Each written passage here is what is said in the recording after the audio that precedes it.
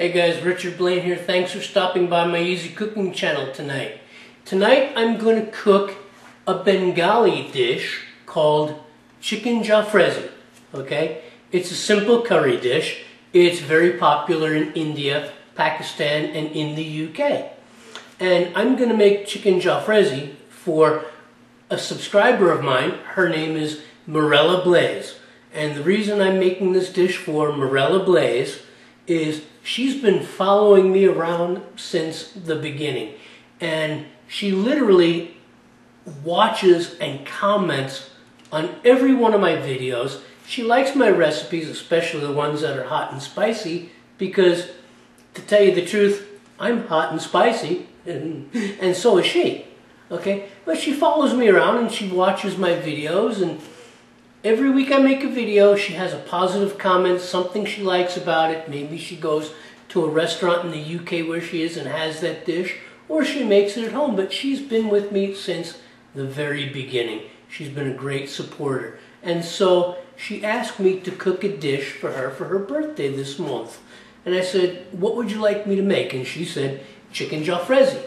Okay, now chicken Jalfrezi is a dish that is influenced by the British. Like I said, it's a Bengali dish, but way back when the British invaded and subjugated Bengal. Okay, the tribe in Bengal was called the Mogs.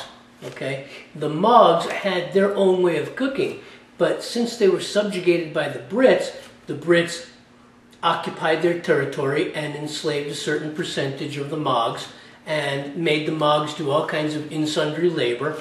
And some of the labor that the Mogs had to do was cook. And the British, taught the Mogs to cook the kinds of foods they like to eat, because during the occupation, the British would throw lavish parties, okay? And so the Mogs had to learn how to cook the kinds of foods the British would like to eat, okay? Now, as with any large party on that kind of a scale, okay, there would always be leftovers, okay? And when there were leftovers, the British would tell the Mogs, do something with it. Just do something with it. Don't let it go to waste. And that's when the Mogs got to become very creative with their cooking. So they started introducing the herbs and spices of Bengali cooking into the foods that they were making for the British, and came up with some excellent dishes. And the thing is that the Brits loved what the Bengalis were doing, what the Mogs were doing with their food. And one of the dishes that was created was this dish, chicken Jalfrezi. It's a lovely curry dish, and I'm going to make it for Morella Blaze. Happy birthday, Morella. Thank you for following me. I'm making Jalfrezi for you. So as usual with YouTube, we know it's more than 15 minutes. Let's get going. I'll see you on the other side. Alright, first things first, guys. In order to make this homemade curry, the first thing we're going to do is add some mustard seeds to some oil. I'm going to turn it down on medium. Okay, medium to medium high. Now, when those mustard seeds begin to pop, then I'm going to add some coriander, some turmeric, a couple other spices. Okay, but what we want to do is we want to get them mustard seeds popping, okay, on medium, okay, and they're just about at that point. Okay, now, the mustard seeds began to pop, so I lowered the heat to medium, and right now I'm going to add some ground turmeric, there we go, coriander, cumin into that oil. It's going to smoke a little bit, and that's okay. Then we're going to add the onions. Okay. Now this is a combination of red onion and shallot. Okay. There we go. Oh yeah. See that lovely yellow color from the curry? That's coming from the turmeric. Oh, yeah. Alright, now,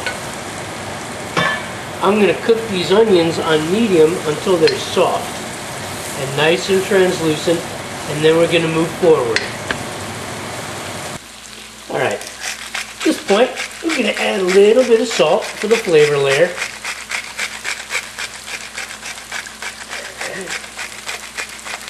We're not going to add any black pepper, just a little bit of salt because there's black pepper in the curry we're going to be using. And I'm going to mix this in, and I'm going to cook these onions for about another minute or two, and then we're going to move on to the next step. Alright guys, so the onions, as you can see, have softened and browned, okay? So they're right at that point. Okay. So I'm going to add in my garlic. That's right, get it all. I'm not going to waste any of that garlic, okay? And I'm going to add in my ginger. Come on out. There we go. Oh, the fragrance in here is fantastic. Alright, so I got the onion and the shallots, and the garlic, and the ginger, all coming together in this here wok. Alright. Just want to get it coated. And then in go the chilies. Okay, Morella, she likes hot and spicy. So here you go. This here's a combination of red and green chili, fresh, with the seed. Now if I need to make it hotter, I will later with some crushed red flake. But for right now, I'm going to get this going on medium high. We haven't even gotten to the meat yet. Okay. Just a touch of chicken stock. Okay. To keep the curry from burning. We want the curry thick. Okay. We want the curry thick, but we don't want it to burn. So we just use a little bit of chicken stock every now and again to keep it from sticking. You'll see Jalfrezi recipes that say use water, but why waste your time? You're making chicken Jalfrezi. Use chicken stock. Okay? Just a little bit. Just a splash. That's all. There we go. Keeps the curry thick, flavorful, and stops it from sticking. There you go.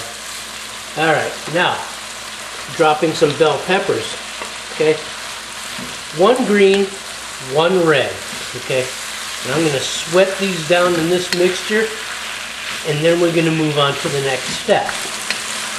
Okay, so the red and green peppers have been cooking in here for about 3 minutes on medium high, and we're going to add our chicken. Okay, there we go. Just going to dump it in there. Okay. All right. Now, you will find that a lot of Jalfrezi recipes use chicken breast, and I find chicken breast to be really, really boring when it comes to curries and other dishes because they lack the requisite flavor necessary for the dish. Whereas chicken thighs, which happen to be my favorite part of the bird, have the darker meat and the richer flavor. Okay, and so the thigh's been added. And now we're going to add some tomato. Alright. Some chopped tomato. Pommy, my favorite. You guys all know that I like pommy. Alright. There we go. And I'm going to get that tomato underneath everything. Oh, lovely. Lovely. Oh, yeah. There we go. There we go. Get that tomato nice and mixed in. Alright. Now I'm going to bring the heat back up to a high because I want to get all these ingredients boiling, and then I'm going to reduce it to a simmer. There we go. Oh, this is lovely. It smells so good in here, it's ridiculous. Okay. In the meantime, we're going to add the rest of our chicken stock. Okay, because at this point, nothing is going to stick to the wok as there's sufficient liquid, and we are going to reduce this liquid in this curry recipe. Okay, so I'm going to bring this up to a boil again and then back down to a simmer, and we'll move forward. Okay guys, so the masala came to a boil, and now I've got it down to a simmer. And it's going to stay here at this simmer for about 30 minutes, give or take, maybe a little longer. I'm going to add an additional ingredient. You don't usually see this in Jalfrezi, but I'm putting it in there because I think it allows the flavors to pronounce. And that ingredient is sugar. Okay. About 2 tablespoons sugar for about 3 pounds of meat plus all these other ingredients, and I think the sugar helps the flavors to pronounce themselves. Okay, this is not a standard ingredient in Jalfrezi, but it does make it taste good. It'll give just the slightest smack of sweetness to that pepper. Just the slightest smack. Okay. Okay. Now, next to that, I'm going to add in some garam masala. Okay. What I love about Indian cooking, Bengali cooking, okay, is that the recipes are pretty much very simple, but the flavors and the textures are so very complex, okay, with a myriad of herbs and spices. So here goes garam masala, okay, and I'm going to mix that in good. Oh God, it smells so good in here. My neighbors are going to be banging down the door again, which means I got to feed them. And then I'm going to add some chicken masala, okay. This is a pre-measured spice mixture that you buy in the Indian grocery, just like garam masala, and it's called chicken masala, and it is geared strictly toward chicken curry dishes, okay. A lot of extra spices in it, fenugreek and things like that, that are going to bring out the flavors of this dish.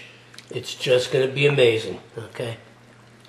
So, I have the curry, I have this Jalfrezi, okay, and it's sitting here, and I'm going to put it on the medium high,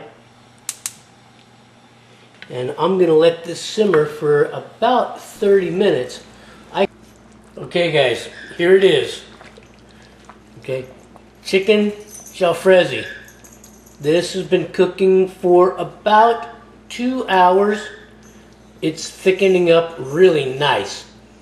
I came across some chicken legs, okay, so I put some chicken legs in there to go with the thighs, okay, and it's thickening up really nice. And as a last touch, I'm going to add some lime juice, okay. I'm going to get that lime juice in there, and I'm going to simmer this for about another 30 minutes. Get that chicken nice and tender. Those thigh pieces nice and tender. Those legs nice and tender. And then we're going to serve this up. So I'll see you in about 30 minutes. Okay guys, there it is. Chicken Jalfrezi, chicken curry. Okay, I've made this for Morella Blaze for her birthday. I hope she's enjoying it. I hope she enjoys it. It's nice and hot and spicy, just the way she likes it. If you like curry dishes, if you like making chicken curry or curry dishes, you got to try this dish right here, chicken Jalfrezi. I'm glad you stopped by. I hope you make this dish, and I'll see you on the next video. Take care.